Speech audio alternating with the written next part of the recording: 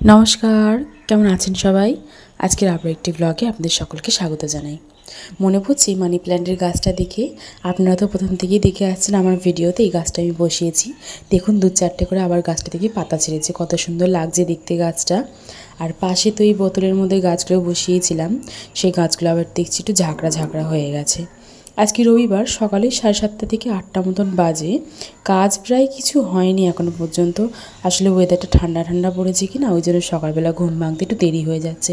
তার মধ্যে ভোরবেলা আবার আমার বর ডিউটি গেছে, ওর জন্য এখানে ওই যে ঘরে গাড়ি রেখেছিল বলে গাড়ির চাকায় কাদা ছিল, সেই কাদা একদম ঘরমাই ভর্তি হয়ে গেছে। আসলে আমাদের পাড়ার ওখানে কাদা হয়েছে একটু জল ফেলার জন্য কলেতে, তো সেই কাদাটাই ঘরের মধ্যে উঠে এসছে। সকালবেলা গাড়ি বার করে এই যে অবস্থা। এখন এটা পরিষ্কার করে মুছে টুছে নিয়ে, উপরেগুলো ঘরগুলো নোংরা রয়েছে, ওগুলো এখনও পরিষ্কার করিনি। এগুলো সব পরিষ্কার করব, করে তারপরে আবার কাজ অন্য হবে। সব কিছু পরিষ্কার করেছি, ভাবছিলাম জামা কাপড়গুলো, ঘরের যে বিছনা চাদরগুলো সেগুলো একটুখানি কাচবো। তো সেই জন্য বালিশের ওয়ার বিছনা চাদরগুলো একটু আলাদা করে নিয়েছি, এগুলো কেচে দেবো। আর ঠান্ডা তো পড়ে যাচ্ছে, লেপ কম্বলগুলো কিছুটা বার করতে হবে, চাদর সোয়েটার। আর এই বালিশ দুটো ভাবছি একটুখানি রোদ্রে দেবো। শীতের মধ্যে তো বেশি একটু রোদ খাওয়ালে বেশ ভালো, ঠান্ডা ঠান্ডা গরম গরম বেশ ভালো লাগে কিন্তু রাত্রিবেলা শুতে। ওই জন্যই ভাবছি একবার এটা এখানে রোদ্রে দিয়ে দেবো একটুখানি। ভাইফোঁটার পর বুধবার বাড়ি এসেছি, আপনাদের সঙ্গে যে একটুখানি ব্লগ শেয়ার করবো সেটা পাচ্ছিই না। মানে কাজ করছি এত যে সময়ের অভাবে আপনাদের সাথে ব্লগ শেয়ার করা হচ্ছেই না। যাই হোক, সমস্ত কাজ করে ঘরটর মুছে নিয়ে ফ্রেশ হয়ে এই যে সকালবেলা লুচি তরকারি খেয়ে এলাম একটুখানি, আগের দিন করেছিল রাত্রে। আর তারপরে এদিকে হচ্ছে ছাদে এসেছিলাম একটুখানি, সবজিপাতি সব কেটে দিয়েছি মার কাছে, মা শুধু রান্না করবে। আর সেই ফাঁকা আমি একবার ছাদ থেকে ঘুরে গেলাম।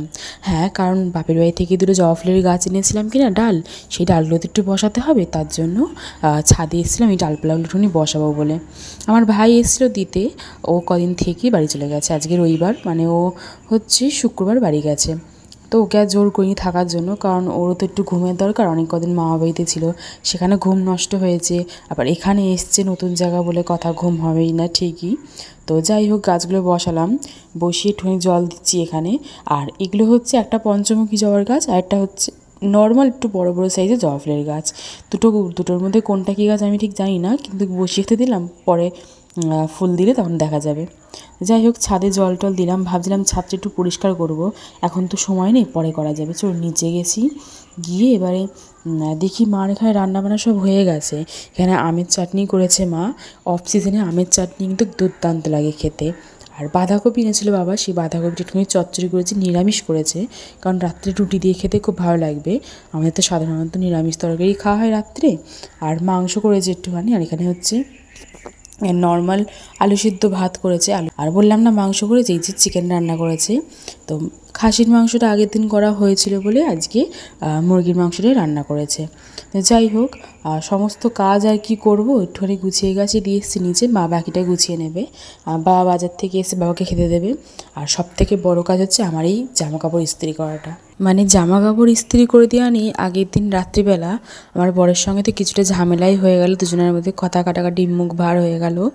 এমন ঝামেলা হলো যে আমি না ওর সাথে কথা বলেছি, না ও আমার সাথে কথা বলেছে। যাই হোক, তাই জন্য ভাবলাম যে জামাগুলো ধুয়ে গেছে দিয়েছি, তো সেগুলো তুলে ভাবছি একবার আজকে ইস্ত্রি করে রেখে দেবো। বলবো না যদিও যে আয়রন করেছি, দেখবো রাত্রেবেলা এসে কী বলে। যাই হোক, এই আয়রনটা পেয়েছিলাম হচ্ছে আমার বিয়ের সময়, তো সেটা তুলে রেখে দিয়েছিলাম, ভীষণ ভারী। তো যাই হোক, জামাকাপড় ইস্ত্রি করা হয়ে গেছে, এগুলো নিচে রেখে দিয়ে আসি। এবারে এই বিছানা চাদরটা নিচে পেতে নিয়েছিলাম, তো এবারে বিছানা চাদরটা গুছিয়ে রেখে দেবো। আর আয়রনটা একটু ঠান্ডা হবে যখন, তারপরে সেটা বাক্সে ভরবো। এখন তো ঠান্ডা নেই, এখন গরম রয়েছে, বাক্সে ভরতে পারবে না, তাই রেখে দিচ্ছি সাইডে। একবার ছাদ থেকে ঘুরে আসবো, দেখি ছাদের অবস্থাটা। সময় তো পেয়েছি, যদি একটু পরিষ্কার করতে পারি। দেখুন কি অপূর্ব লাগছে না আকাশটা দেখতে। আচ্ছা, আপনারা কিছু বুঝতে পারছেন? মানে মিসিং মিসিং মনে হচ্ছে না আপনাদের আমাদের জলের ট্যাঙ্কির এই সাইডটাতে? কি বলুন তো? হ্যাঁ, এখানে হচ্ছে একটা নারকেল গাছ ছিল বড়, সেই নারকেল গাছটা কেটে দেওয়া হয়েছে, তো সেই জন্য এখানটা এত ফাঁকা ফাঁকা লাগছে। দেখুন ছাদটার যা অবস্থা হয়েছে বাজি ফাটানোর জন্য, মানে দুদিন আগে কালী পুজো ছিল, তখন বাজি ফাটানো হয়েছে না, সেই জন্য পায়েতে এত পাথর বালি ফুটছে যে মানে এক পাও চলতে পারছি না খালি পায়ে অন্তত। আর ছাদে কি সবসময় জুতো পরে হাঁটা যায় আপনারাই বলুন না। ওই জন্য ভাবছি ঝাঁটা দিয়ে একবার ছাদটা পরিষ্কার করে নিই। সময় না নষ্ট করে লেগে বললাম ছাদটা পরিষ্কার করার জন্য, কারণ আমারই তো গাছপালা আছে, আমাকেই তো ঘন ঘন ছাদে আসতে হয়, তাই না? আরও যদি চারিদিকে গাছপালা লাগাই তখন আরও বেশ ভালো লাগবে দেখতে। ওই জন্য ছাদটা পরিষ্কার করে নিলাম। আর সপ্তাহে কিংবা মাসে একবার করে আমার মনে হয় ছাদটা পরিষ্কার করা যেতেই পারে, কারণ যত নিজের বাড়ি পরিষ্কার রাখা যায় তত বেশি ভালো আমার মনে হয়। নিজেও কত সুন্দর হালকা হালকা মনে হয়, যার জন্য প্রতি রবিবার করে আমি একবার চেষ্টা করি আমার ঘরগুলো একটুখানি ঝোল ঝাড়গুলো পরিষ্কার করে রেখে দেওয়ার, জামা কাপড় বিছানা চাদর সব কিছু কেচে কেচে রেখে দেওয়ার। যদিও বিছানা চাদরগুলো আমি 15 দিন অন্তর অন্তর একবার করে কাচার চেষ্টা করি, কারণ অতটা নোংরা আমার বড় পছন্দ করে না, আর ও ভীষণ পিটপিটে মানুষ। দেখুন কী সুন্দর পরিষ্কার হয়েছে, আর আকাশটা তো একদম দুর্দান্ত লাগছে দেখতে।